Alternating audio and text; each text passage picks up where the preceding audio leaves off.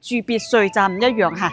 自己屋企嘅花園咧，可以種啲芒果樹啦嚇，跟住咧好似嗰啲個又可以做啲無花果啦嚇，種啲其他水果亦都 OK 冇問題嚇。咁今日拍呢個小區咧係挨近我哋雅居樂老細莊園嘅一個別墅區嚇。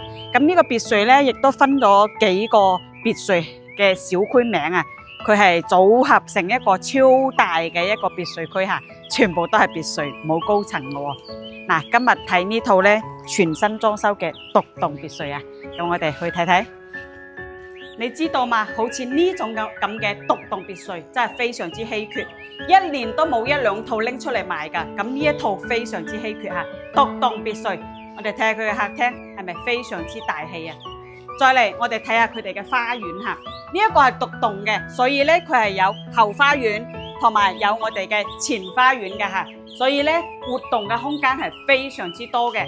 咁呢一棟咧，裝修使咗1年時間精心打造嘅嚇，而且花咗100幾個裝修嚇。嗱，呢個位置啊，真係佢嘅重點之一啊。嗱，本身呢度係花園側邊嚟嘅，佢整咗一個茶室啊，哇，顯到成個大廳嘅位置就非常之大氣啦。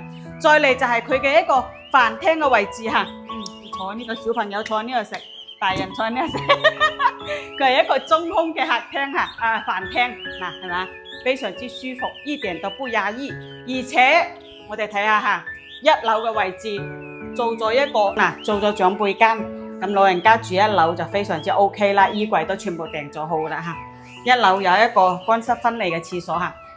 嗱，呢度咧就係廚房位置，廚房位置亦都 OK。仲有我哋嘅廚房4件套方大品牌啊，抽油煙機啊呢啲嚇，就嵌入式嘅冰箱都幫你安排好啦嚇。咁呢套房咧真正真係叫做拎包入住，4房4衛嚇。近期有喺度揾緊，唔想自己裝修嚇，想要拎包入住嘅別墅，呢一套就係你嘅不二之選啦。記得點讚關注哦。